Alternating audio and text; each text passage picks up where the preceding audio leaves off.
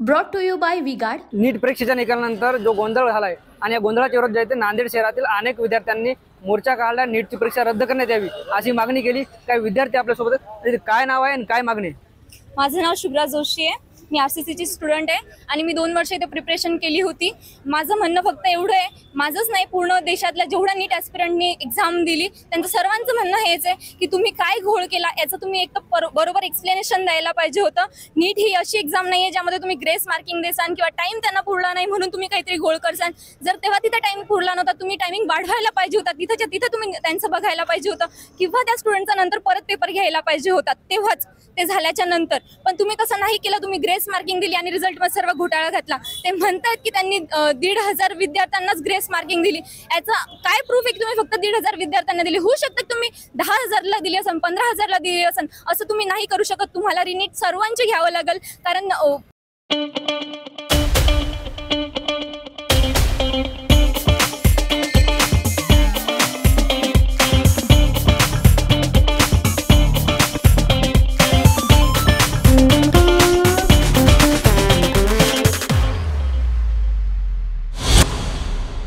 बरोबर एक्झाम घ्या आणि जे NTA कडे एक्झाम होते ती NTA कडून घेऊन घ्या, लागलं तर CBSE ला द्या, कारण CBSE कडे जोपर्यंत एक्झाम होती तोपर्यंत सर्व व्यवस्थित सुरू होतं, तसंच व्हायला पाहिजे। तुम्ही स्टुडंट सोबत कोणताही अन्याय नाही करू शकत। थँक्यू। 1563 विद्यार्थ्यांची परीक्षा पुन्हा घेण्यात येणार आहे असं नीटनं सांगितलं। ते नाही झालं पाहिजे, कारण ते त्यांच्याकडे काय प्रूफ आहे? फक्त तेवढ्याच विद्यार्थ्यांना त्यांनी ग्रेस मार्किंग दिली। होऊ शकतं त्यांनी खूप साऱ्या विद्यार्थ्यांना दिली असेल, पण फक्त जेवढे आढळले आणि ज्यांची कॅल्क्युलेशनमध्ये मिस्टेक्स आढळली त्यांनाच ते म्हणतात की 1,500 आहेत म्हणून। आम्हाला थोडी ना माहिती तुम्ही कितींना दिली, तुम्ही कोणाकोणाला पेपर दिले होते, काय काय केलं काय नाही। आमचं म्हणणं आहे की तुम्ही सर्वांचा पेपर घेतला पाहिजे, कारण ह्यामध्ये भरपूर घोटाळा आहे, जेवढं हे दाखवत आहेत त्यापेक्षा खूप पटीने आतमध्ये आहे, म्हणून सर्वांचाच पेपर झाला पाहिजे। 1,500चा घेऊन काहीही होणार नाहीये। देखिए, उनका काम है अफवाह से गर्मी बढ़ाना और हमारा काम है माहौल को ठंडा रखना। हमारा नेता कैसा हो जो माहौल को रखे ठंडा वैसा हो। अब की बार वी गॉट एयर कूलर का चमत्कार। सगळ्यांचा पेपर पुन्हा घ्यायला पाहिजे। दीदी काय नाव आहे, काय मागणी आहे? माझं नाव सेजल बालेराव आहे, म्हणजे मी आरसीसीची स्टुडंट आहे आणि मी पूर्ण 2 वर्ष प्रिपरेशन केलेलं आहे। माझं म्हणणं आहे की आम्ही जर 2 वर्ष प्रिपरेशन करून एक्झाम देत असतील आणि अशा एक्झाममध्ये एवढ्या मोठ्या इंटरनॅशनल एक्झाम म्हणजे जी ऑल इंडिया मधली एक्झाम आहे तिथे जर असे एवढे मोठे घोटाळे होत असतील आणि तर हे घोटाळ्यामध्ये आपलं जी एक्झाम होत आहे ते पुढचं भारताचं भविष्य आहे आणि जर तुम्ही भारताचं भविष्य हे ग्रेस मार्किंगवरून ठरवत असाल तर याच्यापेक्षा अन्याय होणारी गोष्ट कुठलीच नाही। आमच्यासोबत पूर्णपणे अन्याय होत आहे। ज्यांना ज्यांना बरोबर मार्क्स पडले त्यांना तुम्ही मार्क्स द्या, कारण की जे आपण डॉक्टर घडवत आहे ते आपल्या भारताचं पूर्ण भविष्य आहे ना। ग्रेस मार्क्सवरून कुठलंही भविष्य घडवता येणार नाही। तुम्ही म्हणत आहात की तुम्ही ग्रेस मार्किंग दिली, 1563 लेकरांना दिली, पण तुम्ही आम्हाला रोल नंबर द्या, त्यांचे सेंटर द्या, आम्ही तेव्हा मान्य करू की तुम्ही फक्त 1563 मुलांना ग्रेस मार्क दिले। तर तुम्ही याच्यापेक्षा जास्त लेकरांना दिले असेल तर आम्हाला याची काहीच इन्फॉर्मेशन नाहीये। प्राध्यापक मोटेगावकर सरांनी औरंगाबाद खंडपीठामध्ये मागणी केलेली आहे आणि त्या पूर्ण मागण्यांचा आम्हाला हक्क मिळाला पाहिजे, आम्हाला त्याचा नाही मिळाला पाहिजे। माझं म्हणणं एवढंच आहे। आणि जी तुम्ही एक्झाम NTA कंडक्ट करते ती NTA कडून काढून तुम्ही CBSE ला एक्झाम दिलेली पाहिजे, कारण की आजपर्यंत जेवढ्या वेळेस CBSE ने एक्झाम कंडक्ट केली तोपर्यंत असा कुठलाही घोटाळा समोर आलेला नाहीये आणि NTA चा फक्त यावर्षी घोटाळा समोर आलेला आहे। आम्हाला माहिती नाही की मागच्या वर्षी किती जण या घोटाळ्यामध्ये होते किंवा किती जणांनी सीट विकत घेतला। जर सगळे सीट विकत घेत असतील तर आमच्यासारख्या शेतकऱ्यांच्या लेकरांचं काय? आम्ही 30-30 लाख रुपये भरून कुठून सीट विकत घ्यायची? जर तुम्ही असं म्हणण्यात आलं की 4 तारखेला रात्री पेपर फुटण्यात आला किंवा 30-30 लाखाला पेपर विकण्यात आला तर मग शेतकऱ्यांच्या लेकरांनी काय करायचं? फक्त 2 वर्ष अभ्यास करून परत रिपीटला ऍडमिशन घ्यायचं? याच्यातच आम्ही आमची पूर्ण लाईफ हे करावं का?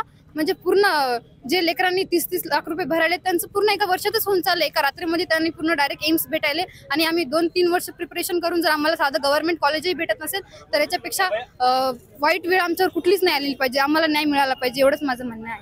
आम्हाला न्याय मिळाला पाहिजे अशी भावना याने व्यक्त केली। आपल्यासोबत काही विद्यार्थी काय मागणी आहे? पुन्हा परीक्षा झाली पाहिजे अशी मागणी विद्यार्थ्यांनी केली, काय वाटतं? ही गोष्ट खरी आहे की जे नीटनं स्कॅम केला त्याच्याबद्दल रिनीट व्हायला पाहिजे, पण NTA म्हणते की आम्ही फक्त 1563 जणांचे पेपर घेणार आहोत, ते चुकीची गोष्ट आहे।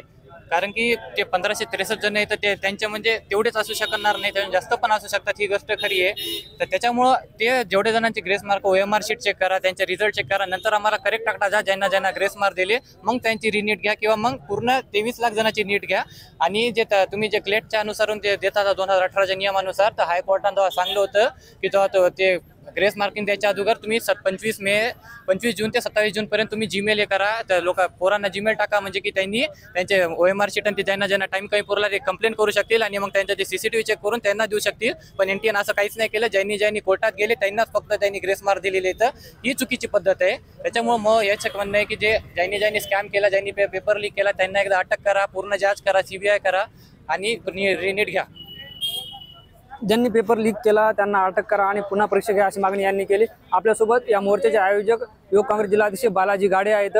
मोर्चा काढलाय, मोठा प्रतिसाद मिळाला. काय मागणी? आमची मागणी ही प्रमुख आहे की नीट परीक्षेमध्ये एकतर लवकर 4 जूनला निकाल लावला 10 दिवस अगोदर. त्याच्या पाठीमागचं कारण असं आहे की लोकसभेच्या निकालात हा निकाल झाकून जावा आणि गोरगरिबांच्या भविष्यासोबत जो खिलवाड NTAनं केला आहे तो झाकावा. हे षडयंत्र हाणून पाडणं ही आमची मागणी होती. आमची प्रमुख मागणी ही आहे की नीटच्या सर्व विद्यार्थ्यांची 23 लाख मुलांची पुन्हा नव्यानं परीक्षा घेतल्या जावी. त्याचबरोबर NTAतील ज्या लोकांनी घोटाळा केला आहे, बाहेरील ज्या लोकांनी केला आहे, सरकारमधील ज्या लोकांनी केला आहे, त्याची सर्वोच्च न्यायालयाच्या निगराणीमध्ये उच्चस्तरीय SIT गठीत करून अथवा CBIच्या माध्यमातून चौकशी व्हावी आणि जे दोषी आहेत त्यांच्यावरती कठोर कार्यवाही करून त्यांना शिक्षा दिल्या जावी आणि ह्या विद्यार्थ्यांचं भवितव्य सुरक्षित करण्याचं काम माननीय सर्वोच्च न्यायालयानं करावं.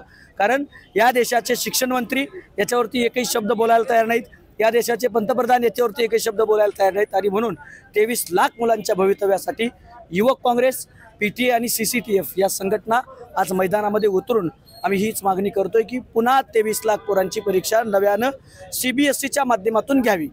शेवटचा प्रश्न, काँग्रेसच्या वतीनं आणि इतर संघटनेच्या वतीनं मोठा मोर्चा काढला, मात्र काँग्रेसच्या पदाधिकाऱ्यांनी पाठ फिरवली. ही काँग्रेसमधली अंतर्गत दुपरी समजायची का? नाही, असं अजिबात नाही आहे. आमच्याकडे वेगवेगळ्या विंग्स काम करतात, त्यामध्ये युवक काँग्रेस आणि NSYचे सगळे पदाधिकारी यामध्ये होते. त्यामुळं आमच्या पक्षामध्ये दुपळी वगैरे काही नाही. आज नीटसाठी सगळे लोक आलेले आहेत. आमचे प्रदेशीय पदाधिकारी आहेत, जिल्ह्यातले पदाधिकारी आहेत. त्यामुळं या ठिकाणावरती संयुक्तरित्या हा मोर्चा उभा करण्यात आला आणि यामध्ये विद्यार्थ्यांच्या हितासाठी सर्व महाविकास आघाडीतील सुद्धा घटक पक्षांनी पाठिंबा दिला, सामाजिक संघटनांनी पाठिंबा दिला आणि सर्व क्लासेसनी सुद्धा पाठिंबा दिला. त्यामुळं हा एल्गार मोर्चा विद्यार्थ्यांचा सर्वांच्या समन्वयातून आणि एकीतूनच झालेला आहे. निश्चितच हे होते आयोजक. परीक्षा घेण्याचा नीटचा अधिकार काढून घेण्यात यावा आणि CBSE मार्फत संपूर्ण विद्यार्थ्यांची परीक्षा पुन्हा घेण्यात यावी, अशी मागणी त्यांनी केली. Dnyaneshwar Londhe, TV9 Marathi, Nanded. Brought to you by V-Guard.